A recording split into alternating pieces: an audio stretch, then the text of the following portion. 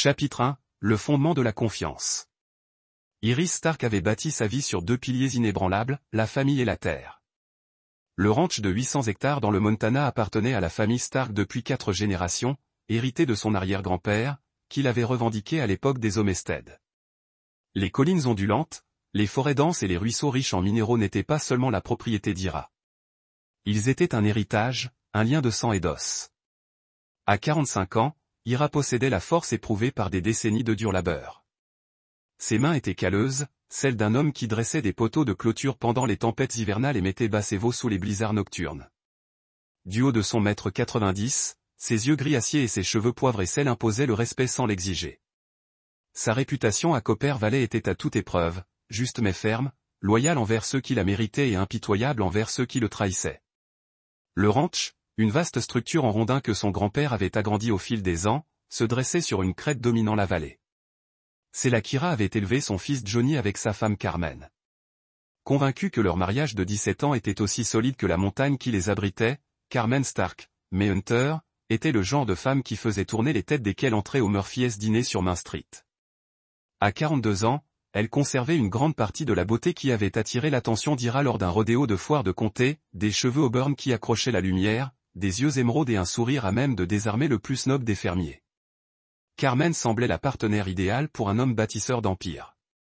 Leur fils Johnny, aujourd'hui âgé de 17 ans, avait hérité de la taille de son père et des traits remarquables de sa mère. En terminale au lycée de Copper Valley, Johnny était recruté par plusieurs universités pour le football américain, tout en conservant des notes qui faisaient la fierté d'Ira. Le garçon possédait l'éthique de travail de son père et ce qu'Ira considérait comme le sens moral de sa mère. Les ennuis commencèrent par une fraîche matinée d'octobre, lorsque le chef de la police, Rod Hickey, arriva au ranch dans sa voiture de patrouille officielle. Mais ce n'était pas une visite professionnelle. Rod était le frère cadet de Carmen, et la ressemblance entre eux était flagrante. Les mêmes cheveux auburn, le même sourire facile qui pouvait passer du charme au calcul en un instant. Rod était entré dans la famille par mariage 12 ans plus tôt, lorsque Carmen avait présenté son petit frère à Ira. À 38 ans, Rod avait gravi les échelons, passant d'agent de patrouille à chef, en l'espace d'une décennie, une ascension fulgurante qu'Ira attribuait à son talent et à son ambition. Rod était charismatique, bien connecté et avait cultivé des relations avec tous les acteurs importants de Copper Valley. Ira, il faut qu'on parle, dit Rod en acceptant le café que Carmen lui offrit tandis qu'ils étaient assis dans la cuisine du ranch. J'ai une proposition qui pourrait nous être utile à tous. La conversation qui suivit se répétait plus tard dans la tête d'Ira comme un disque rayé. Rod voulait acheter la partie sud du ranch, 800 acres bordant l'autoroute et comprenant les anciennes concessions minières, inexploitées depuis l'époque du grand-père d'Ira. Il y a eu un certain intérêt de la part des promoteurs, expliqua Rod d'un ton décontracté, mais le regard intense. Des sociétés de villégiature s'intéressent au secteur. J'ai des informations privilégiées sur des projets d'extension d'autoroute. Ce terrain pourrait valoir 20 fois plus que ce à quoi on pourrait s'attendre dans 5 ans. Iris observa attentivement son beau-frère. Rod portait son uniforme de policier comme une armure, son badge reflétant les lumières matinales qui filetaient à travers les fenêtres de la cuisine. Carmen s'affairait à faire la vaisselle, mais Ira remarqua qu'elle les regardait sans cesse, ses gestes un peu trop réfléchis. Ce terrain n'est pas à vendre, dit simplement Ira. Il ne l'a jamais été, et ne le sera jamais. Le sourire de Rod s'estompa un instant avant de revenir avec force. Allez, Ira.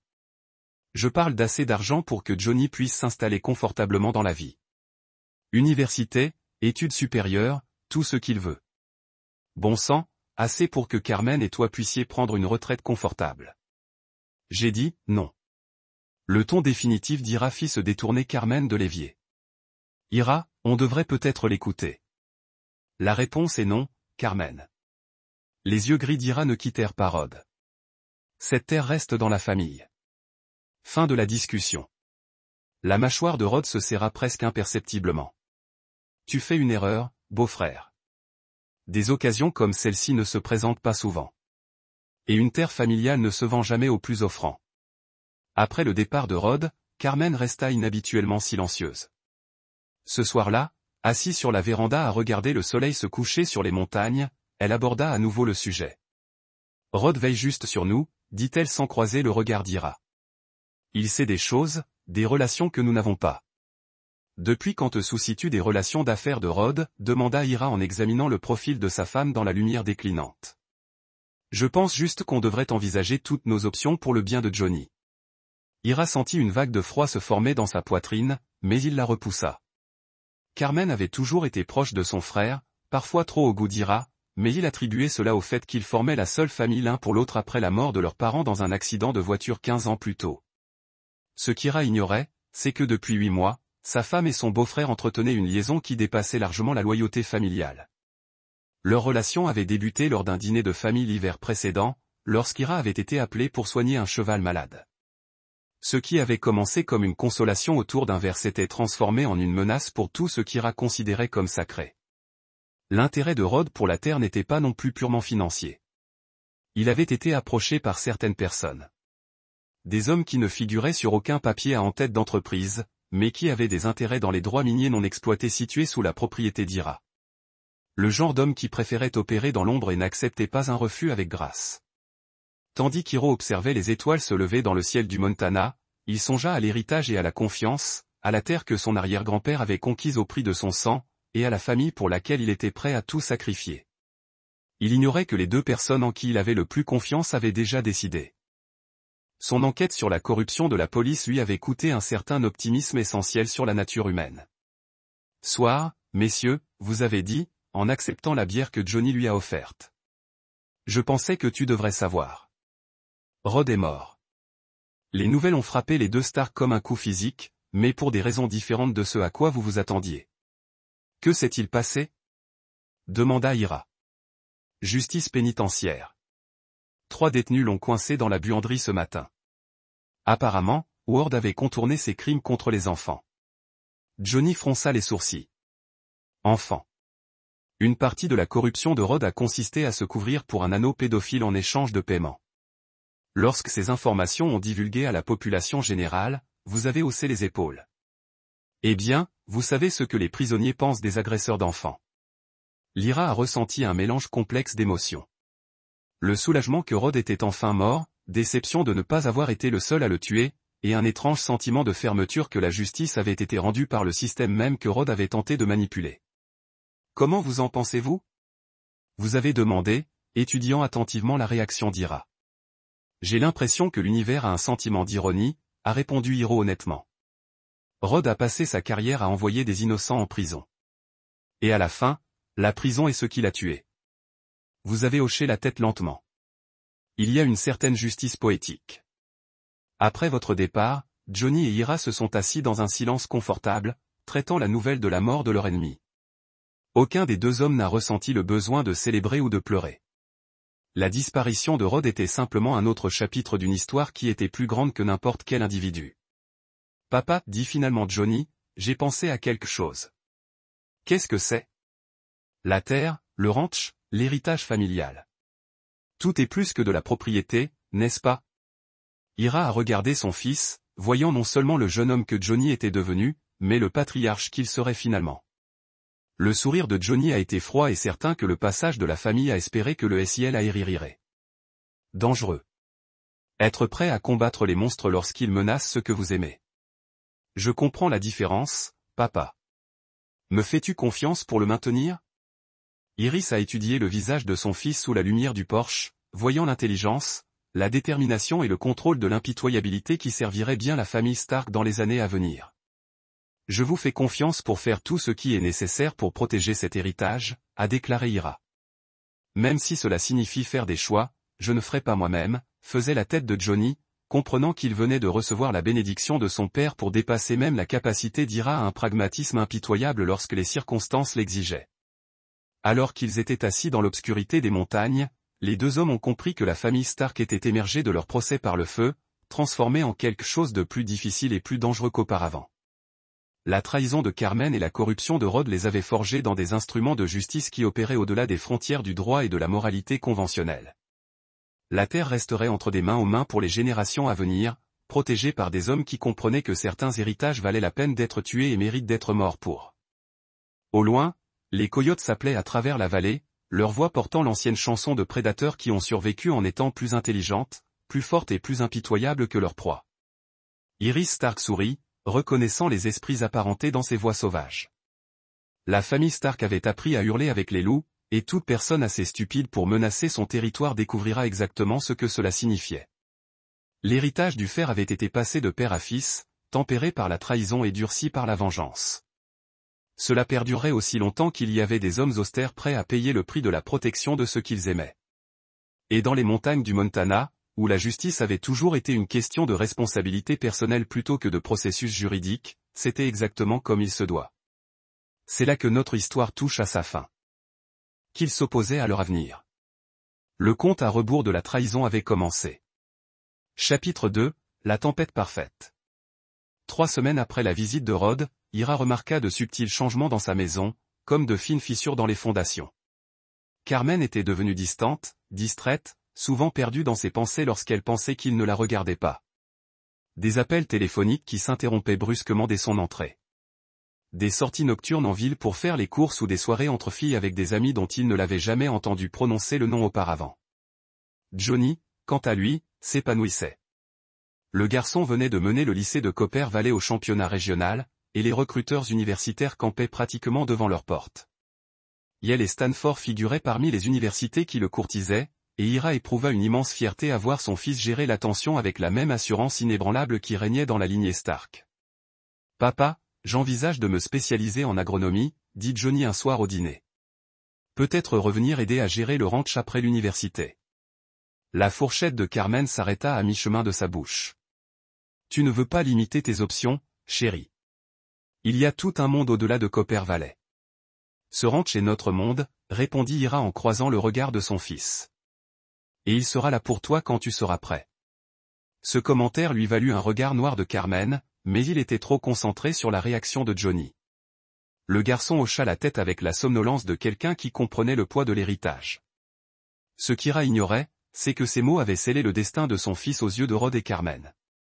La liaison s'était intensifiée, et avec elle, leur ressentiment envers le refus obstiné d'Ira de vendre. Les mystérieux bienfaiteurs de Rod s'impatientaient et la pression montait. Rod avait élaboré un plan aussi méthodique qu'impitoyable. Il avait étudié les habitudes de Johnny, ses amis, ses habitudes. Le garçon était clean, sans drogue, buvait à peine, un élève brillant avec un casier judiciaire vierge, ce qui en faisait la cible idéale pour un coup monté. Qui l'aurait cru? Le coup monté commença un vendredi soir de début novembre. Johnny assistait à une fête chez sa petite amie. Becky Driscoll, la fille de l'assesseur du comté. Une fille bien, issue d'une bonne famille. Exactement le genre de relation qui rendait Ira fière du jugement de son fils. Rod entretenait une relation avec un petit dealer nommé Casey Spencer, un jeune décrocheur de 22 ans qui vendait de la marijuana et, occasionnellement, des substances plus dures aux lycéens du comté voisin. Casey devait une faveur à Rod, plusieurs faveurs en fait, pour avoir fermé les yeux sur des infractions mineures. « J'ai besoin que tu caches quelque chose à une fête », dit Rod à Casey lors d'une réunion dans un silo à grains abandonné à l'extérieur de la ville. Un gamin nommé Johnny Stark. Fait comme si le dealer. Casey était nerveux, tripotant sa casquette de baseball. Chef, c'est le gamin Stark. Son père a des relations sérieuses. Ça pourrait nous retomber dessus tous les deux. L'expression de Rod devint froide. Laisse-moi m'occuper d'Iris Stark. Fais ce qu'on te dit, ou je me rappelle toutes ces fois où j'aurais pu t'arrêter, mais je ne l'ai pas fait. Le plan était élégant dans sa simplicité. Casey se rendrait à la fête avec une quantité importante de cocaïne, suffisante pour être inculpé d'intention de redistribution. Il avait caché la cocaïne dans le camion de Johnny, puis il appellerait pour signaler une activité suspecte chez les Driscoll. Pendant ce temps, Carmen gérait sa partie de l'opération. Elle surveillait l'emploi du temps de Johnny, s'assurant de savoir exactement quand il rentrerait. Plus important encore, elle avait semé le doute sur le comportement récent de leur fils. « Ira, as-tu remarqué que Johnny est différent ces derniers temps ?» demanda-t-elle la veille de la fête. « Différent en quoi ? » ?»« Juste discret. Et il a dépensé de l'argent. Où un jeune de 17 ans trouve-t-il de l'argent pour ses nouveaux vêtements ? C'est eau de Cologne hors de prix. » Ira fronça les sourcils. Il avait remarqué que Johnny semblait avoir plus d'argent de poche ces derniers temps, mais il avait supposé que cela venait de son travail à temps partiel au magasin d'alimentation animale. « Tu crois qu'il est impliqué ? » Carmen haussa les épaules avec une indifférence éprouvée. Je pense juste qu'il faut rester vigilant. Les enfants de son âge peuvent prendre de mauvaises décisions, surtout avec toute la pression qu'il subit. La conversation avait pour but de semer le doute, d'amener Ira à remettre suffisamment en question la personnalité de son fils pour qu'au moment de l'arrestation, il hésite à défendre Johnny avec sa férocité habituelle. Samedi soir, tout s'est déroulé comme prévu. Casey est arrivé à la fête avec une belle retard, s'est fondu dans la foule d'adolescents et a glissé la cocaïne dans le camion de Johnny pendant que le garçon était à l'intérieur. L'appel anonyme est arrivé à 23h47 et Rod a personnellement répondu à l'information concernant des activités liées à la drogue au domicile des Driscoll. Johnny il se dirigeait vers son camion lorsque les gyrophares rouges et bleus ont illuminé la nuit. La voiture de patrouille de Rod s'est garée dans l'allée, suivie de 2 adjoints, Alana et Tony Kelly. Les 2 hommes que Rod avait soigneusement sélectionnés pour leur loyauté et leur volonté d'obéir aux ordres sans poser de questions. « Bonsoir, Johnny », a dit Rod, sa voix imprégnée de l'autorité de son badge. « Nous avons reçu un signalement d'activité suspecte ici ce soir. » La confusion de Johnny était sincère. « Activité suspecte ? Chef Hickey, c'est juste une fête. Rien de fou. Ça vous dérange si on jette un œil à votre véhicule ? » Le garçon a haussé les épaules, confiant dans son innocence. Bien sûr, allez-y, la découverte de la cocaïne par Rod dans la boîte à gants du camion a été mise en scène avec une surprise théâtrale. Les adjoints ont menotté Johnny pendant que Rod appelait. Sa voix portait juste la note de déception qu'il fallait pour l'enregistrement. Ici le chef Hickey. J'ai un jeune homme de 17 ans en garde à vue pour possession en vue de revente. Le suspect est Johnny Stark. Je demande son transport au centre de détention du comté. L'appel à Ira est arrivé à minuit 23. Carmen a répondu au téléphone. Sa performance, empreinte de stupeur et d'incrédulité, était digne d'un Oscar. Quoi ? Johnny arrêté. Ira, réveille-toi. Il est arrivé quelque chose à Johnny. Ira était à la prison du comté en moins de 20 minutes, l'esprit bouleversé. L'homme en qui il avait confiance, son propre beau-frère, se tenait derrière le bureau des réservations, l'air de regretter professionnellement. « Je suis désolé, Ira », dit Rod sans le regarder dans les yeux. « Je devais faire mon travail. » Les preuves étaient là, dans son camion. Des preuves. La voix d'Ira était d'un calme mortel. Quelles preuves ? 56 grammes de cocaïne. Valeur marchande, environ $4000. C'est l'intention de les distribuer dans ce comté. Iris fixa Rod un long moment, ses yeux gris scrutant le visage de l'autre homme à la recherche d'un signe du membre de la famille en qui il avait confiance. « Tu me dis que mon fils est un trafiquant de drogue. Je te dis ce que disent les preuves. Je suis désolé, Ira. Vraiment. » Mais Rod n'était pas désolé. Tandis qu'il observait le monde d'Ira s'écrouler, il ressentit une vague de satisfaction. L'éleveur obstiné qui avait refusé de vendre ses terres allait découvrir ce qu'il en coûtait de défier ceux qui obtenaient ce qu'ils voulaient d'une manière ou d'une autre. La guerre pour l'héritage Stark avait commencé et Ira ignorait même qu'il la menait. Chapitre 3. Les titans du web. L'audience préliminaire fut un cauchemar déguisé en procédure régulière. Ira, assis dans la galerie du palais de justice de Copper Valley, regardait l'avenir de son fils s'évaporer dans un nuage de jargon juridique et de preuves fabriquées de toutes pièces. Johnny, vêtu d'une combinaison orange qui le rajeunissait de ses 17 ans, clamait son innocence avec la même dignité tranquille qui caractérisait la famille Stark. Le procureur, Lol Donag, dressa le portrait d'un adolescent privilégié qui s'était tourné vers le trafic de drogue pour financer un train de vie luxueux. Il présenta la cocaïne trouvée dans le camion de Johnny, les témoignages de participants à la fête affirmant avoir été témoins de comportements suspects, et un récit convaincant sur les pressions du recrutement universitaire. Ce qui a conduit à de mauvais choix. Le pire, c'est la fluidité avec laquelle Rod a joué son rôle. À la barre, il a témoigné avec le professionnalisme las d'un homme de loi trahi par quelqu'un qu'il avait tenté de protéger. Johnny Stark a été comme un neveu pour moi, a déclaré Rod, la voix lourde de regrets apparents. Je l'ai vu grandir, j'ai assisté à ses matchs de football, j'ai célébré ses exploits. Si quelqu'un m'avait dit il y a 6 mois que je l'arrêterais pour trafic de drogue, je lui aurais ri au nez. L'avocat commis d'office chargé du dossier de Johnny, un homme à l'air fatigué nommé Perry Bowman, qui semblait plus intéressé par la négociation de peine que par la bagarre, a conseillé à la famille d'envisager un accord. Avec le témoignage du chef Hickey et les preuves matérielles, nous menons un combat difficile, a expliqué Bowman lors d'une brève consultation. Le procureur propose 8 ans de prison si Johnny plaide coupable de possession intentionnelle, sachant qu'il risque jusqu'à 15 ans si nous allons au procès et perdons. Il ne plaide pas coupable de quelque chose qu'il n'a pas fait, dit Ira d'un ton neutre.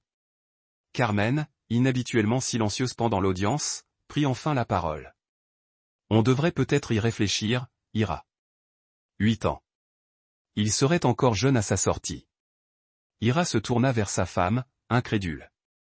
Tu veux que notre fils avoue être un trafiquant de drogue? Je veux que notre fils ait un avenir, rétorqua Carmen. Et il y avait quelque chose dans sa voix, un désespoir qui dépassait les préoccupations maternelles. Le procès eut lieu 6 semaines plus tard, et ce fut une leçon magistrale et une diffamation. Le dossier de Rod sur Johnny était complet et accablant. Des relevés bancaires révélaient des dépôts d'espèces inexpliqués. En réalité, Rod avait placé de l'argent sur le compte de Johnny grâce à une série de virements complexes. Le témoignage de Casey Spencer, qui affirmait que Johnny l'avait approché pour se lancer dans les affaires. Des photos de Johnny lors de fêtes où il y aurait eu de la drogue. Le coup le plus dévastateur fut lorsque Carmen passa à la barre. Ira regarda avec horreur sa femme, la femme qu'il avait aimée pendant 17 ans, témoigner contre leur propre fils. J'ai commencé à remarquer des changements dans le comportement de Johnny il y a environ 6 mois, dit Carmen, la voix tremblante de ce que le jury interpréterait comme une angoisse maternelle. Il devint secret, sur la défensive lorsque je l'interrogeai sur ses activités.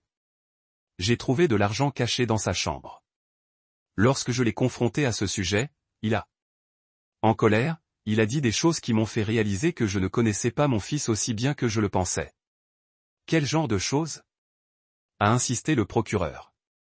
Les yeux de Carmen se sont remplis de larmes. De vraies larmes nées de la culpabilité de ce qu'elle faisait.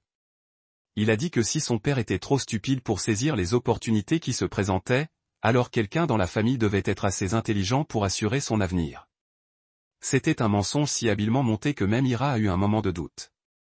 Les mots ressemblaient à ceux d'un adolescent arrogant, et la voix de Carmen était d'une conviction déchirante. Le témoignage de Johnny était passionné, mais finalement inefficace face à la montagne de preuves fabriquées. Le jury a vu un enfant privilégié se justifier, et non un jeune homme innocent se battant pour sa vie. Le verdict a été un verdict de culpabilité pour tous les chefs d'accusation. 12 ans de prison avec possibilité de libération conditionnelle dans 8 ans. Alors que le juge emmenait son fils, enchaîné, Johnny se tourna vers son père une dernière fois. Les yeux du garçon n'exprimaient ni colère, ni accusation, juste une tristesse. Il avait transpercé Ira plus profondément que n'importe quelle lame. Cette nuit-là, Ira était assis dans son bureau, les yeux rivés sur un verre de whisky qu'il n'avait pas touché. Carmen l'Y trouva à l'approche de minuit. « Je sais que tu me détestes, » dit-elle d'une voix à peine plus forte qu'un murmure. « Mais je devais te dire la vérité sur ce que j'ai vu. » Ira leva les yeux vers elle, et Carmen recula d'un pas en voyant ce qu'elle lisait dans ses yeux. La vérité, l'argent, les changements de comportement. Sors d'ici, Ira. Hors de ma vue avant que je fasse quelque chose que nous regretterions tous les deux. Carmen quitta la pièce, mais pas avant qu'Ira ne voie quelque chose se dessiner sur son visage. Soulagement. Elle était soulagée que Johnny soit parti. Soulagée que la crise immédiate soit terminée. C'est alors qu'Ira sut avec une certitude absolue que sa femme avait menti à la barre des témoins. La question était de savoir pourquoi et quelle était la profondeur de la trahison.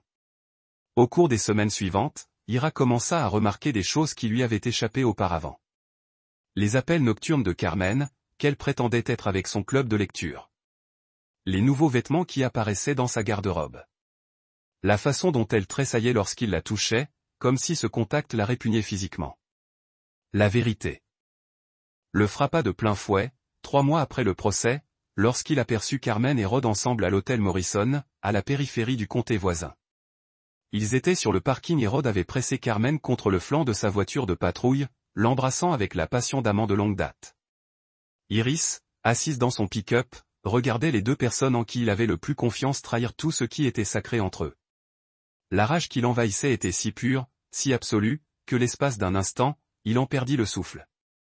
Son fils était en prison pour un crime qu'il n'avait pas commis. Sa femme couchait avec l'homme qui l'avait mis là. Et Ira était assis seul sur ses terres, entouré des fantômes de 4 générations d'hommes Stark qui avaient bâti cet héritage à coups de sang et de sueur. C'est alors qu'Iris Stark commença à préparer sa vengeance. Chapitre 4. Le long terme. La prison a transformé Johnny d'une manière qui a brisé le cœur de son père lors de leurs visites hebdomadaires.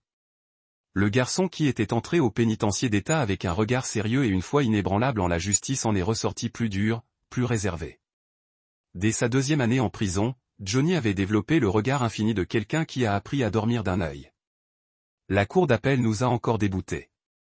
Ira l'a dit à son fils lors d'une visite dans la salle de conférence stérile de la prison. Bowman dit, nous avons épuisé toutes nos options. Johnny hocha la tête avec l'acceptation résignée de quelqu'un 2 fois plus âgé. Ce n'est rien, papa. J'ai fait la paix avec ça. Mais Ira n'avait fait la paix avec rien. Pendant 18 mois, il avait mené une enquête différente, en dehors des limites du droit et de la morale conventionnelle. Ce qu'il avait découvert avait transformé son chagrin en quelque chose de bien plus dangereux, une clarté absolue. La liaison entre Carmen et Rod durait depuis 2 ans, et non 8 mois comme Ira l'avait initialement estimé. Leur relation avait débuté lors d'un barbecue familial, lorsqu'Ira avait été appelé pour une urgence médicale impliquant l'un de ses ouvriers agricoles. Ce qui avait commencé comme une quête de réconfort de Carmen dans un moment de crise s'était transformé en une trahison systématique, impliquant non seulement l'adultère, mais aussi un complot visant à détruire leur propre fils. Ira avait désormais des preuves, des photos prises par un détective privé nommé Israel Brewer, un ancien inspecteur de police spécialisé dans les affaires familiales.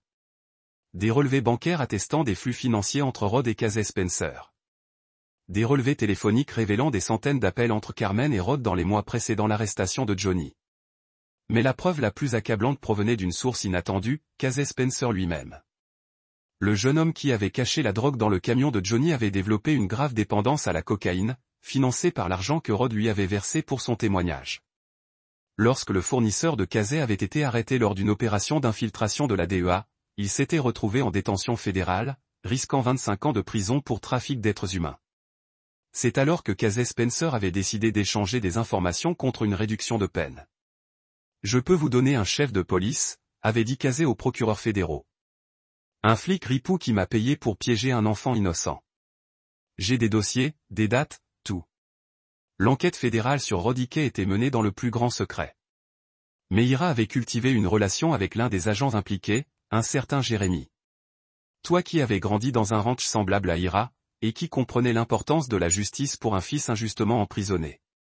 Nous montons un dossier, avait dit Jérémy à Ira lors d'une réunion clandestine dans une aire de repos à 50 mètres de Copper Valley. Mais ces choses-là prennent du temps, Rod est prudent et il a des amis haut placés. Nous avons besoin que chaque preuve soit à toute épreuve. Combien de temps, demanda Ira. 12 à 18 mois, peut-être plus. Ira fixait les montagnes au loin, de l'autre côté du parking. Mon fils n'a pas ce temps. Il meurt là-dedans, un jour après l'autre. Je comprends ta frustration. Non, dit Ira doucement. Tu ne le comprends pas, cette conversation avait eu lieu 6 mois plus tôt. Depuis, Ira se préparait à l'éventualité que le système judiciaire trahisse son fils aussi complètement que lors du procès initial. Il avait commencé à liquider des biens de manière à ce qu'on ne puisse pas remonter jusqu'à lui, vendant du bétail à des acheteurs des États voisins, convertissant métaux précieux et bijoux en argent liquide intraçable. Il étudiait également ses ennemis avec la patience d'un chasseur traquant sa proie.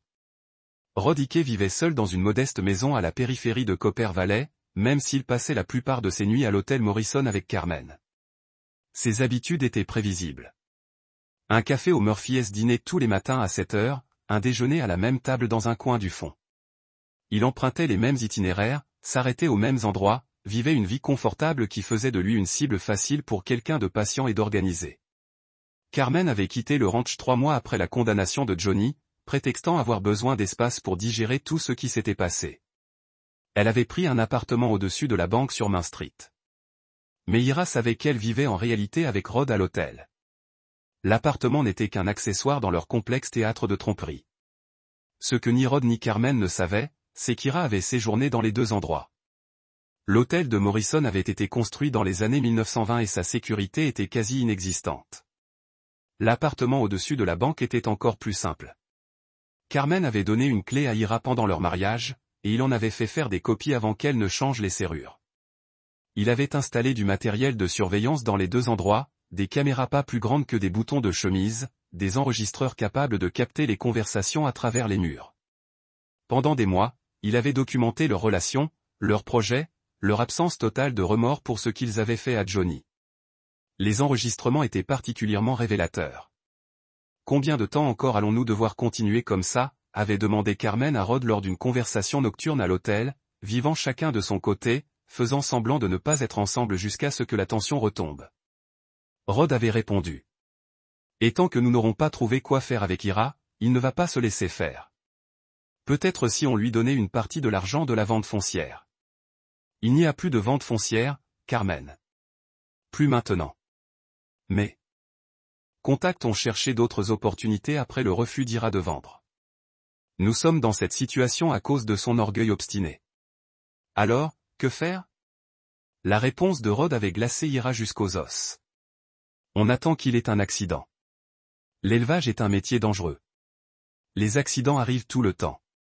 Cette conversation avait eu lieu 2 semaines plus tôt et avait convaincu Ira que le temps des enquêtes passives était révolu. Rod et Carmen ne se contentaient pas de détruire la vie de Johnny et de lui voler sa femme. Ils planifiaient activement le meurtre d'Ira. La guerre s'était intensifiée et Ira comptait bien la gagner. Il avait déjà identifié sa première cible, Casey Spencer.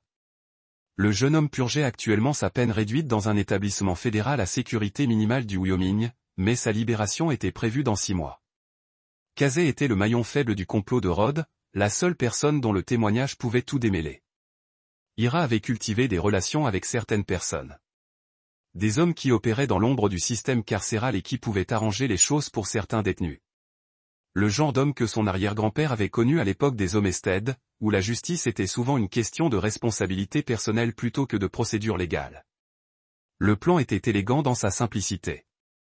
Casey Spencer serait victime d'un accident mortel durant ces derniers mois en détention fédérale. Une chute sous la douche peut-être, ou une réaction à de la nourriture carcérale contaminée. Le genre d'accident qui arrivait fréquemment aux indiques dans le système fédéral. Avec la mort de Casey, le château de cartes de Rod serait beaucoup plus difficile à renverser. Mais ce n'était que le début de la vengeance d'Ira. Il avait des plans pour Rod et Carmen qui feraient passer la mort de Casey pour un meurtre par compassion, car Ira Stark allait leur apprendre à tous deux que certaines trahisons avaient un prix qu'on ne pouvait jamais payer en totalité. Chapitre 5. Le prix du sang. Casey Spencer est mort un mardi matin de mars, 3 mois avant sa libération prévue. La cause officielle du décès était une crise cardiaque provoquée par une maladie congénitale non diagnostiquée. Le médecin légiste de la prison avait cependant noté des ecchymoses inhabituelles autour de la gorge du jeune homme, suggérant de possibles complications lors des tentatives de réanimation. La nouvelle parvint à Ira par l'intermédiaire de Jérémy Hu, qui appela avec une frustration à peine dissimulée, « Notre témoin vedette est mort », dit l'agent fédéral sans préambule. Et avec lui disparaît notre meilleure chance de faire tomber votre beau-frère. Ira reçut l'appel alors qu'il se tenait dans le bureau de son père, entouré de 4 générations de photos de famille Stark. « C'est regrettable, dit-il d'une voix soigneusement neutre. Malheureux, Ira. Cela fait reculer notre enquête de plusieurs années. Sans le témoignage de Casey, nous en revenons aux preuves indirectes et au oui-dire. Je comprends. Il y eut un long silence à l'autre bout du fil. Vous n'avez pas l'air surpris. Plus rien ne me surprend, agent Q. Après avoir raccroché, Ira s'autorisa un petit sourire. La mort de Casey Spencer lui avait coûté 15 000 $ et plusieurs faveurs dues à des hommes préférant garder l'anonymat, mais c'était de l'argent bien dépensé. L'enquête fédérale étant paralysée, Rod allait devenir trop sûr de lui, négligent, et les négligents commettraient des erreurs. La phase suivante du plan d'Ira impliquait quelque chose de bien plus personnel, détruire de l'intérieur la relation entre Rod et Carmen. Il avait passé des mois à étudier leur dynamique, à comprendre les points de pression psychologique qui les maintenaient ensemble. La culpabilité, la cupidité et la dépendance mutuelle étaient les piliers de leur partenariat. Il n'avait plus qu'à détruire systématiquement chacun d'eux. Il commença par la cupidité, en utilisant les contacts qu'il avait noués au fil des décennies d'élevage. Ira s'arrangea pour que Rod reçoive une information anonyme concernant une importante cargaison de drogue transitant par Copper Valley. L'information était réelle. Ira l'avait achetée au même réseau de criminels qu'il avait utilisé pour éliminer Casey Spencer. Un camion transportant 50 kg de cocaïne colombienne pure circulerait sur l'autoroute 87 jeudi soir, avec un arrêt prévu au Moonlight Truck Plaza. Ce que Rod ignorait, c'est que la DEA fédérale traquait cette cargaison depuis des mois dans le cadre d'une enquête plus vaste sur les activités des cartels dans le Nord-Ouest Pacifique. Dès que Rod tenterait d'intercepter la drogue pour ses propres besoins, il se retrouverait sous surveillance fédérale. Ira observait depuis une crête surplombant l'aire de stationnement des camions le déroulement du vol soigneusement planifié de Rod, exactement comme prévu. Le chef de la police arriva dans un véhicule banalisé, aborda le chauffeur du camion pour ce qui semblait être une inspection de routine, puis supervisa le transfert de plusieurs sacs de sport dans sa propre voiture. Ce que Rod ne vit pas, ce furent les agents fédéraux photographiant chaque instant de la transaction sous plusieurs angles, ni les dispositifs de localisation GPS qu'ils avaient déjà placés sur la cargaison de cocaïne. En moins de 48 heures, Rod était sous surveillance fédérale. Ses comptes bancaires étaient surveillés, ses communications interceptées, le moindre de ses mouvements documentés par des agents qui le tenaient désormais pour cible pour trafic de drogue. La pression commença à se faire sentir presque immédiatement. Rod devint paranoïaque, méfiant, vérifiant constamment par-dessus son épaule. Sa relation avec Carmen se tendit à mesure qu'il devenait de plus en plus exigeant et autoritaire. Quelque chose ne va pas, dit Carmen à son reflet dans le miroir de la chambre d'hôtel, ignorant qu'Ira l'écoutait grâce aux caméras de surveillance qu'il avait installées. Rod fait des bêtises, il parle de gens qui le surveillent, qui le suivent partout. Peut-être qu'il est juste stressé par le travail, répondit Rod, mais sa voix était teintée d'une panique à peine maîtrisée. Ce n'est pas du stress, Rod. C'est autre chose. Et je commence à croire qu'on a fait une erreur. Une erreur? Laquelle? Se débarrasser de Johnny ou planifier de se débarrasser d'Ira. L'inspiration brusque de Carmen était audible même à travers le micro caché. Tu as dit que ce n'était que des paroles. Tu as dit qu'on fantasmait. Je dis beaucoup de choses, Carmen, mais Ira ne va pas se laisser faire et nous laisser vivre heureux pour toujours. Il est méfiant. Il pose des questions et tôt ou tard, il finira par découvrir ce qui est vraiment arrivé à son précieux fils. Alors, que suggères-tu? La réponse de Rod fut formulée avec la froideur calculée d'un homme qui avait déjà franchi toutes les limites morales. Je suggère que nous avancions notre chronologie. Il va y avoir un accident de chasse ce week-end. Une tragique erreur d'identité. Ira se fait tirer dessus par un braconnier qui disparaît dans les montagnes. Carmen resta silencieuse un long moment. Et après? Nous héritons du ranch et vivons heureux pour toujours. Quelque chose comme ça. Et Johnny? Il sera toujours en prison pour un crime qu'il n'a pas commis. Le rire de Rod était affreux. Johnny n'est plus notre problème. Il s'adaptera ou pas. De toute façon, il ne sortira jamais de cette cage. La conversation confirma ce qu'Ira soupçonnait déjà. Sa femme et son beau-frère n'étaient pas seulement des adultères et des conspirateurs. Ils planifiaient son meurtre. Cette nouvelle le remplit d'une fureur froide qui dépassa la simple colère pour se rapprocher d'une conviction religieuse. Il était temps d'accélérer sa propre chronologie. Le lendemain matin, Ira rendit visite à son fils pour ce qu'il savait être leur dernière conversation derrière les murs de la prison. Johnny paraissait plus âgé, plus dur, mais son regard gardait cette lueur d'intelligence qui rendait Ira fière. « Papa, j'ai quelque chose à te dire, » dit Johnny après avoir échangé les civilités d'usage. « J'ai parlé à des gens ici, des gens qui savent des choses sur ce qui m'est arrivé. » Ira se pencha en avant, sincèrement surpris.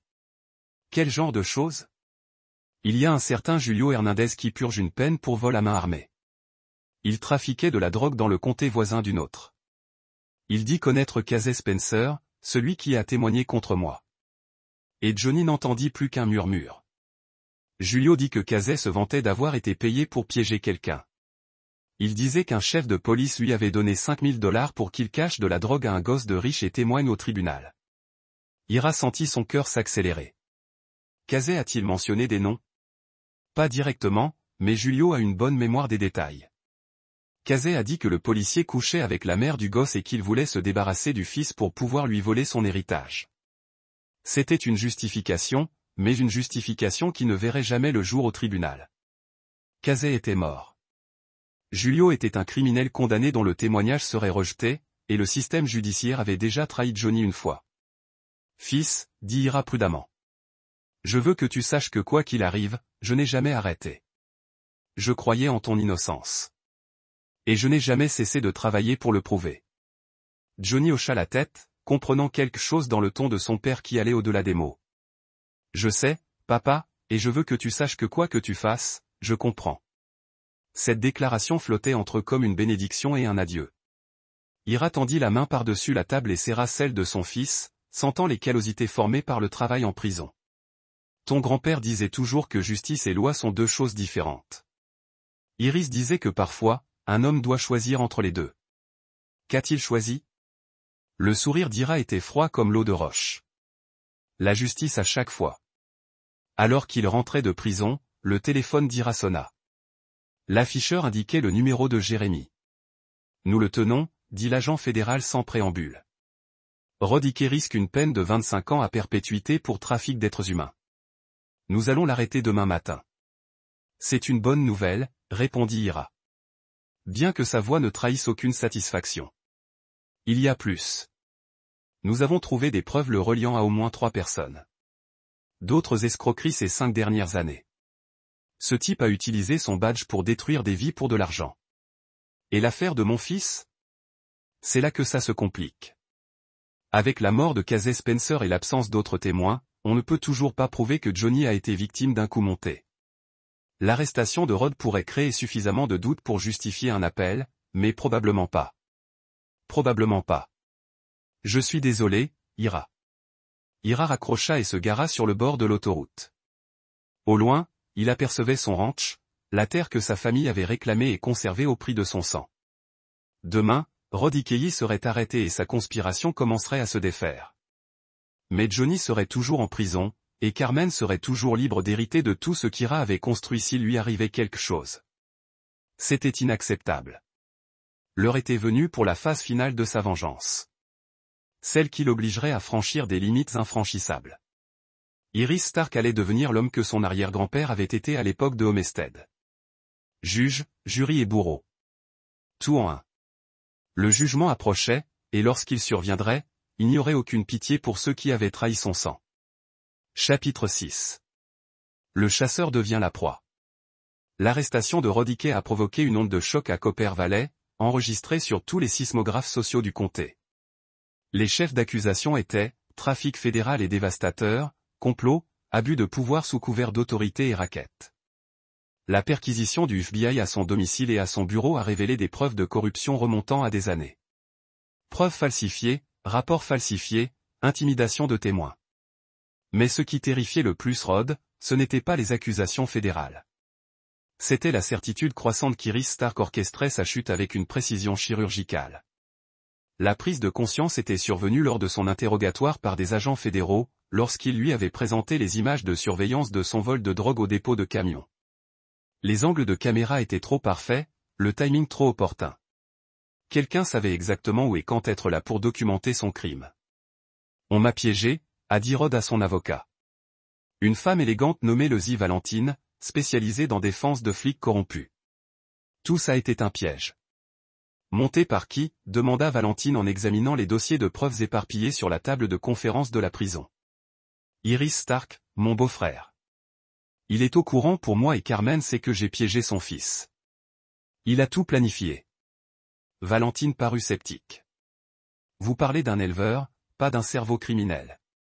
Comment aurait-il pu avoir accès aux cargaisons de drogue fédérale et au matériel de surveillance de la DEA? Le rire de Rod était amer. Vous ne savez pas, Ira. Cette famille est dans cette vallée depuis 4 générations. Ils savent que les gens ont des connexions incroyables. Et Ira ne pardonne jamais. L'avocate nota quelque chose sur son bloc-notes. En supposant que vous ayez raison sur son implication, que pensez-vous qu'il prépare exactement? Détruire tout ce qui compte pour moi, à commencer par ma liberté et jusqu'à ma vie. Comme attiré par la paranoïa de Rod, Carmen arriva à la prison du comté 1 heure plus tard. Pour ce qui serait leur dernière conversation amoureuse. Elle avait l'air hagard. Effrayée, elle n'avait rien à voir avec la femme confiante qui avait témoigné contre son propre fils 2 ans plus tôt. Ils disent que tu as volé de la drogue, dit Carmen d'une voix à peine plus forte qu'un murmure. Ils disent que tu es corrompu depuis des années. Tout ça, c'est l'Ira, répondit Rod à travers la vitre blindée qui les séparait. Il a tout orchestré.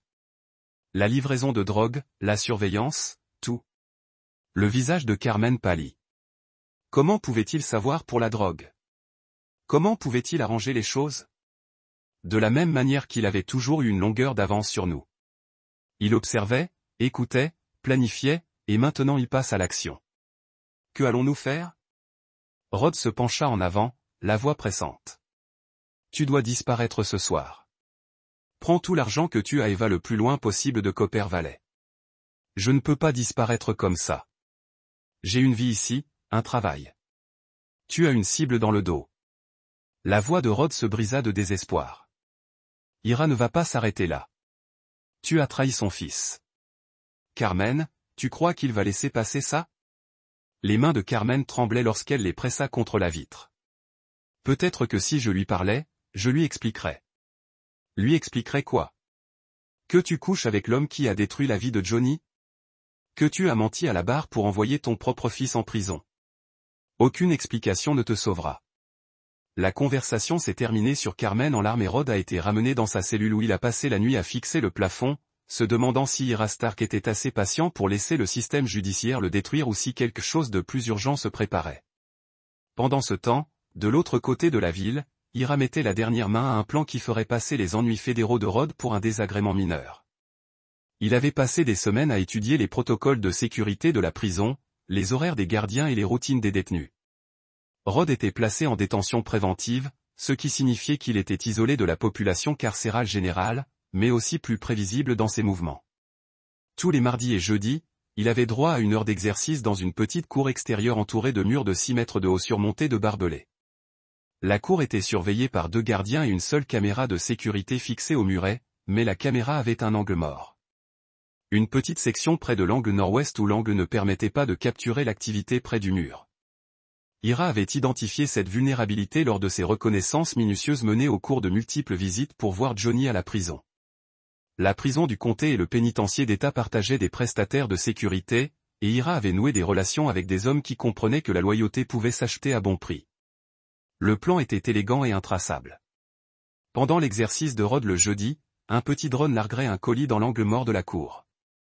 Le colis contiendrait un morceau de métal aiguisé, en quelque sorte une lame de prison, ainsi qu'une note revendiquant la responsabilité du coup monté contre Johnny Stark.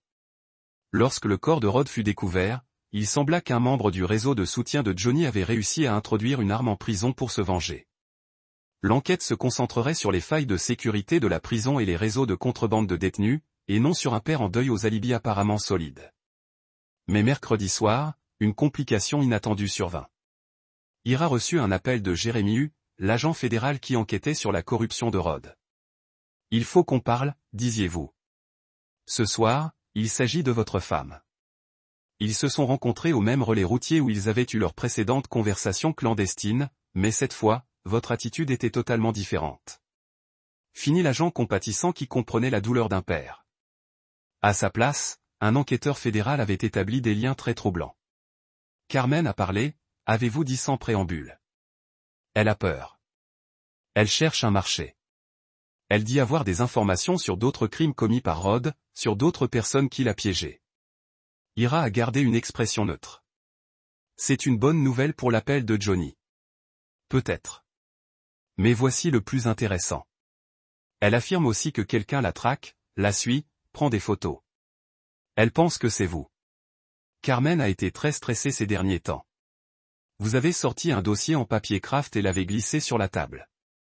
Ces documents ont été volés dans sa chambre d'hôtel hier par notre équipe technique. Du matériel de surveillance, installé par des professionnels, le genre de matériel qui nécessite des connaissances et des relations spécialisées. Ira a regardé les photos de ses propres appareils de surveillance sans réagir. Quelqu'un a espionné ma femme. Quelqu'un a mené une opération de renseignement très sophistiquée contre votre femme et Rodiquet. Le matériel que nous avons trouvé suggère des mois de planification et des ressources financières importantes. Avez-vous des suspects? Vous fixez du regard un seul d'entre eux, un homme déterminé et persuasif, doté d'un mobile, de moyens et d'opportunités.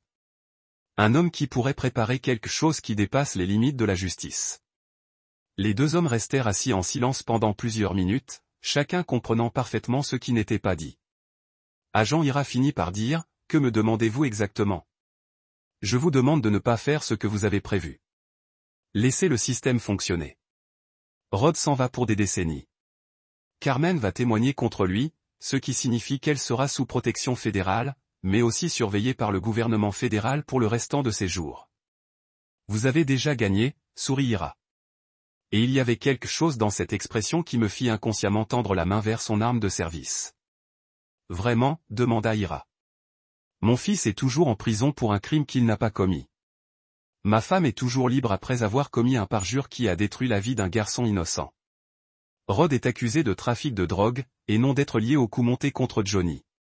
De mon point de vue, agent vous, le système continue de laisser tomber ma famille. La procédure d'appel pourrait prendre des années et échouer de toute façon. » Iris se leva et jeta un billet de $20 sur la table pour payer son café. « J'apprécie tout ce que vous avez fait, agent vous, mais certaines formes de justice ne peuvent être rendues par des agents fédéraux ni par des procédures judiciaires. » Alors qu'Ira se dirigeait vers son camion, vous l'avez interpellé. « Si vous franchissez cette ligne, je devrais vous arrêter. Badge ou pas, je ferai tout ce qu'il faut pour vous empêcher de devenir le genre d'homme que vous regretterez d'être. » Ira s'arrêta à la portière de son camion, regardant l'agent fédéral qui était devenu un allié inattendu et qui se posait maintenant en obstacle. « Agent vous, » dit Ira doucement. « Je suis devenu cet homme le jour où ils ont envoyé mon fils innocent en prison. La seule question maintenant est de savoir combien de personnes vont payer le prix de sa création. » Le trajet de retour au ranch fut le plus long de la vie d'Ira, chargé du poids des décisions qui allaient définir non seulement son avenir, mais aussi son âme. Demain, Rodiké mourrait à la prison du comté. Vendredi, Carmen découvrirait que la protection fédérale ne pourrait la sauver d'un homme qui avait appris à chasser dans les montagnes du Montana. L'acte final de la vengeance d'Iris Stark allait commencer, et la clémence n'était plus de mise. Chapitre 7.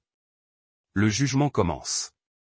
Le jeudi matin, l'aube était grise et froide, avec ce genre de météo montagnarde qui incite les hommes à vérifier leurs armes et à se fier à leur instinct. Iris se tenait sur sa véranda, un café fumant dans les mains, regardant le soleil se fendre à travers les nuages bas tandis qu'il effectuait les derniers préparatifs pour l'exécution de Rodiké. Le drone était une machine sur mesure, suffisamment petite pour échapper à la détection radar, mais suffisamment sophistiquée pour larguer sa charge avec une précision chirurgicale. Ira l'avait acheté par l'intermédiaire d'intermédiaires, en espèces et avec de faux papiers d'identité qui le mèneraient à une impasse. L'arme, un morceau d'acier aiguisé de qualité pénitentiaire, était enveloppé dans une note revendiquant le meurtre au nom des partisans de Johnny. À 14h47, Rod commencerait sa période d'exercice prévue à la prison du comté. À 14h52, alors que les gardes étaient concentrés sur une diversion impliquant un autre détenu, le drone effectuerait sa livraison. À 14h53, Rodiké mourrait en hurlant, et la première phase de la vengeance d'Ira serait achevée. Mais à 9h30, Jérémy, tu as appelé avec une nouvelle qui allait tout changer. Carmen est morte, a déclaré l'agent fédéral sans préambule. Ira a failli laisser tomber sa tasse de café. Quoi? Un suicide apparent. Le personnel de l'hôtel l'a trouvé ce matin. Une seule balle dans la tête. L'arme de service de Rod. Pas d'aveu de parjure au procès de Johnny. La nouvelle a frappé Ira comme un coup dur. Carmen était censée mourir de sa main après avoir compris exactement pourquoi elle était punie et par qui. Son suicide l'a privée de la satisfaction de la voir s'exprimer lorsqu'elle a compris le prix de la trahison. Que disaient les notes? Demanda Ira. En gros, des aveux complets. Elle admet avoir menti à la barre, confirme que Rod a piégé Johnny, détaille toute la conspiration. C'est suffisant pour obtenir l'annulation immédiate de la condamnation de votre fils. Ira s'assit lourdement sur sa chaise de cuisine, son esprit s'emballant pour assimiler cette nouvelle inattendue. Johnny est donc libre, et le bureau du procureur général prépare les documents d'urgence pour annuler la condamnation. Votre fils pourrait être libéré d'ici la fin de la semaine. C'était tout ce qu'Ira avait désiré, offert par la femme qu'il avait prévu de torturer et de tuer. Le dernier acte de Carmen avait été un acte de rédemption, sauvant le fils qu'elle avait contribué à détruire, tout en rendant sa propre mort inutile.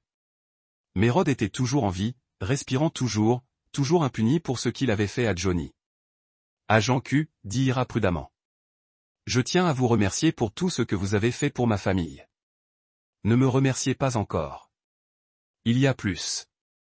Ira se prépara à une autre révélation. La lettre de suicide de Carmen nommait également d'autres victimes des machinations de Rod. 3 autres familles remontant à 5 ans.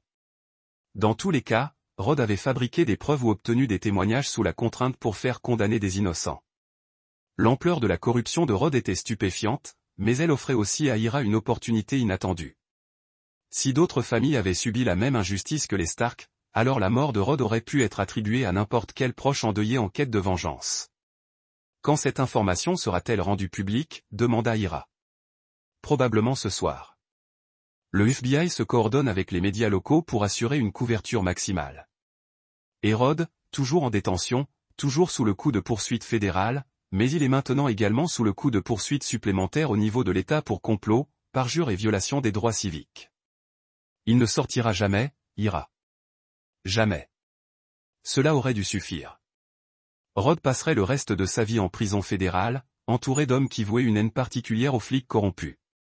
Il vivrait dans la peur constante, sachant que chaque jour pourrait être le dernier, que la justice finirait par le trouver sous la forme d'une brosse à dents aiguisée ou d'un repas contaminé. Mais ce n'était pas suffisant pour Ira. La prison n'était qu'une forme d'existence parmi d'autres, pas la fin que Rod méritait.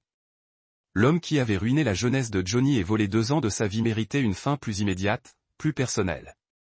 À 14h30, Ira activa le drone depuis sa position sur une crête surplombant la prison du comté.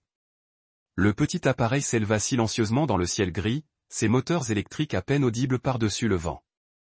Grâce à la caméra du drone, Ira pouvait voir la cour d'exercice en contrebas et Rod arpenter le coin nord-ouest comme un animal en cage.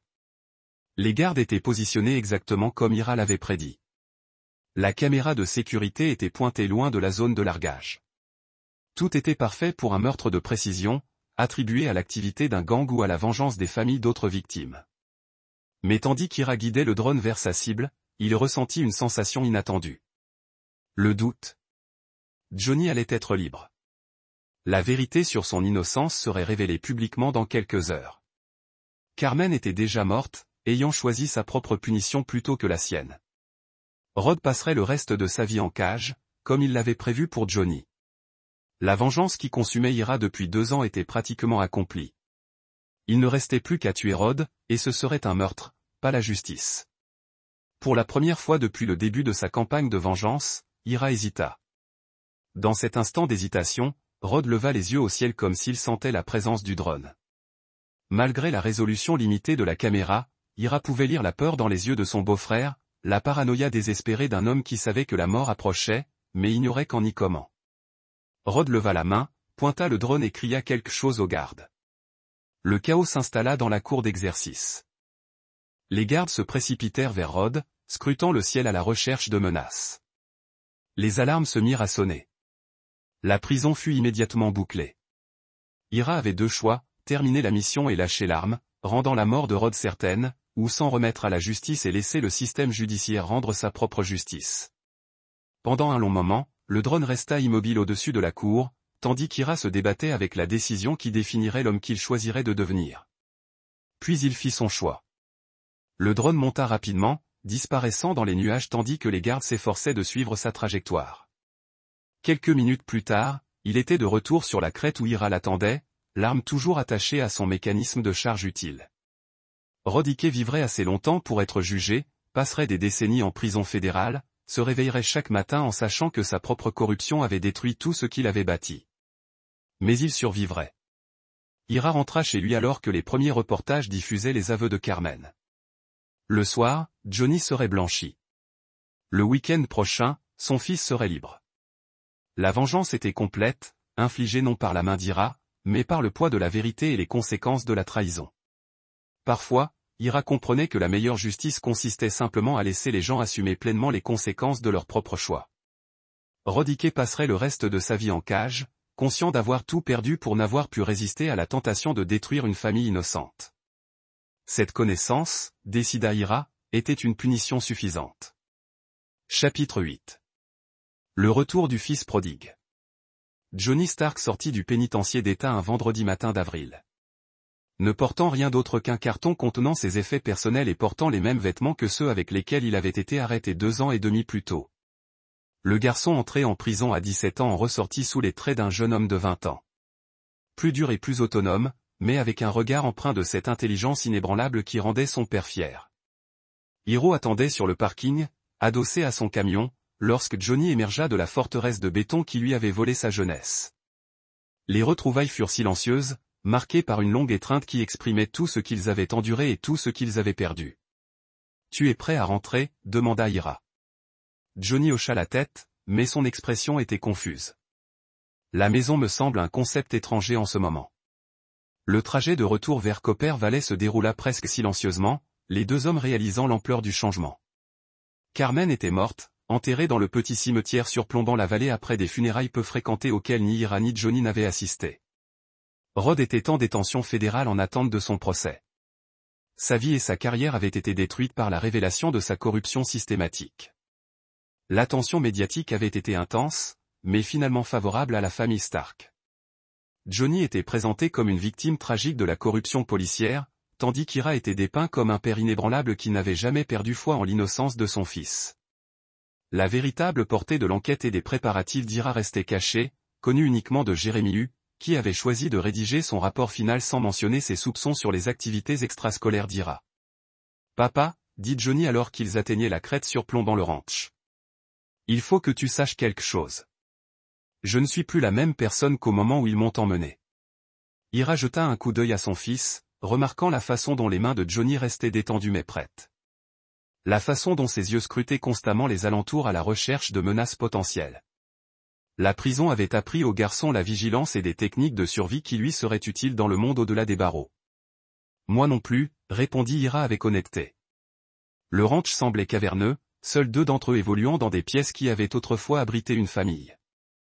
La présence de Carmen avait été systématiquement effacée, ses photos retirées, ses affaires données à des œuvres caritatives, son existence même effacée du paysage familial qu'elle avait contribué à créer. Au cours des semaines suivantes, père et fils entamèrent le délicat processus de reconstruction de leur relation tout en apprenant à fonctionner comme une cellule familiale à deux. Johnny se consacra au travail du ranch avec une intensité proche de l'obsession, comme si le travail physique pouvait d'une manière ou d'une autre purifier la contamination de son expérience carcérale. Mais c'est lors de leur conversation du soir sur la véranda qu'Ira commença à comprendre la profondeur de la transformation de son fils. « Il y a quelque chose. Il faut que je te parle de Casey Spencer, dit Johnny un soir, sa voix empreinte de la neutralité prudente de quelqu'un qui discute de sujets dangereux. L'attention d'Ira s'intensifia. Et lui? Julio Hernandez, celui dont je t'ai parlé, celui qui connaissait Casey, avait des choses intéressantes à dire sur la mort de Casey, comme le sourire froid et entendu de Johnny, comme le fait que Casey s'était vanté jusqu'au bout de son accord avec les fédéraux, de son témoignage contre un chef de police et d'une réduction de peine. Ira garda une expression neutre. Des prisons pleines d'hommes qui se croient plus intelligents qu'ils ne le sont en réalité. C'est vrai. Mais Julio mentionna aussi que le marché de Casey avait circulé. L'information avait atteint certaines personnes qui n'apprécient pas les mouchards. Et 3 jours plus tard, Casey avait eu une crise cardiaque. C'est drôle comme ces choses-là tournent parfois mal. La conversation tournait autour de la vérité. Les deux hommes comprenaient parfaitement ce qui n'était pas dit. Johnny savait ou soupçonnait que son père avait arrangé les choses. La mort de Casey, tout comme Ira a compris que son fils testait sa réaction pour voir à quel point il pouvait gérer la vérité. Parfois, dit attentivement Ira. La justice trouve sa propre façon de s'entraîner. Johnny acquiesça lentement, parfois, c'est le cas. Le sujet de Casey Spencer n'a plus jamais été mentionné, mais il a établi une nouvelle compréhension entre le père et le fils. C'étaient tous deux des hommes qui avaient été poussés au-delà des limites de la moralité conventionnelle, et ils étaient tous deux à l'aise existant dans cette zone grise où la justice et la vengeance ont convergé. 1 mois après la libération de Johnny, ils ont reçu un visiteur inattendu. « Jérémy, vous êtes arrivé au ranch dans un véhicule fédéral non marqué, portant des vêtements civils et l'expression d'un homme qui mène des affaires non officielles. Agent, je les saluais des marches du porche. C'est une surprise. J'étais dans la région. Je pensais que je m'arrêterais et que Johnny s'adapte à la liberté. Ils se sont assis sur le porche à boire du café pendant que vous avez fait parler des plans de Johnny pour l'avenir et les intentions d'Ira pour le ranch. Mais finalement, la conversation s'est tournée vers des questions plus sérieuses. Le procès de Rod est prévu pour septembre. Vous avez dit avec la confession de Carmen et les preuves supplémentaires que nous avons rassemblées, il examine 3 phrases à perpétuité consécutive. Aucune possibilité de libération conditionnelle. C'est une bonne nouvelle. A répondu Ira. C'est le cas, mais il y a autre chose que vous devriez savoir. Rod a parlé, essayant de conclure son propre accord. Il prétend que quelqu'un a orchestré sa chute et a manipulé des événements pour le cadrer pour des crimes qu'il n'a pas commis. La tasse de café de Johnny s'arrêta à mi-chemin de ses lèvres. Quelqu'un l'écoutait-il? Tu souris était sardonique. Pas particulièrement. La crédibilité de Rod est quelque part en dessous de zéro à ce stade. De plus, ces affirmations n'ont pas beaucoup de sens. Il suggère qu'un éleveur sans antécédent d'application de la loi a en quelque sorte orchestré une opération de piqûre fédérale complexe. Cela semble assez farfelu. Ira a accepté. C'est le cas. Pourtant, je pensais que vous devriez savoir qu'il pointe des doigts dans votre direction. Non pas que cela compte. Il s'en va pour toujours, peu importe ce qu'il prétend. Après votre départ, Johnny et Ira étaient assis dans un silence confortable, en regardant le soleil s'est couché sur les montagnes qui avaient abrité leur famille pendant 4 générations. Papa, dit finalement Johnny. Puis-je vous demander quelque chose? Tout. Si Rod avait été retrouvé mort dans cette cellule de prison, auriez-vous pu vivre avec vous-même? Ira considérait attentivement la question. Honnêtement, je ne sais pas, mais je suis content de ne pas avoir à le découvrir. Johnny hocha la tête, comprenant la complexité du calcul moral de son père. Pour ce que ça vaut, je pense que vous avez fait le bon choix. Même s'il est toujours en vie, surtout parce qu'il est toujours en vie, la mort aurait été facile pour lui. De cette façon, il peut passer les 40 prochaines années à réfléchir à ce qu'il a perdu et pourquoi il l'a perdu. Alors qu'il s'est installé sur la vallée, Hiro a réfléchi aux étranges mathématiques de se venger. L'avait conduit au suicide. Il y a survécu. C'était tout ce qui comptait vraiment. Chapitre 9. Héritage du fer. 2 ans après la sortie de Johnny, le Stark Ranch s'était installé dans un nouveau rythme qui reflétait les leçons difficiles apprises lors de leur procès par le feu. Le père et le fils ont travaillé la terre avec une compréhension partagée de ce qu'ils avaient presque perdu et de ce qu'ils avaient combattu pour préserver. Johnny était devenu des bottes de son père à plus d'un titre. À 22 ans, il possédait le genre d'autorité silencieuse qui ne pouvait pas être enseignée, gagnée uniquement par la trahison survivante et en émergeant. Il avait repris une grande partie des opérations de ranch quotidien, permettant à l'IRA de se concentrer sur la planification stratégique à plus long terme qui garantirait leur héritage pour les générations à venir. Le jeune homme avait également hérité de la capacité de son père de loyauté absolue et d'impitoyabilité absolue. Cela est devenu évident lorsqu'un groupe de développeurs de Denver est arrivé avec une nouvelle offre pour acheter la section sud du ranch, la même tige terrestre qui avait tenté de les forcer à vendre. La réunion a eu lieu dans l'étude d'Iris, entourée de 4 générations de photographies de familles Stark et des têtes montées de Elkesser qui avaient nourri la famille à travers des hivers maigres. Le promoteur principal, un homme de chute en douceur du nom de Donald Leach, a présenté son offre avec le genre de confiance polie qui provenait des accords de conclusion d'une valeur de millions. Nous sommes prêts à offrir 15 millions pour les 800 acres du Sud, a déclaré Leach, glissant un contrat sur le bureau qui appartenait au grand-père d'Ira. C'est presque le double de ce que la valeur évaluée du terrain montre. Ira n'a pas touché le contrat.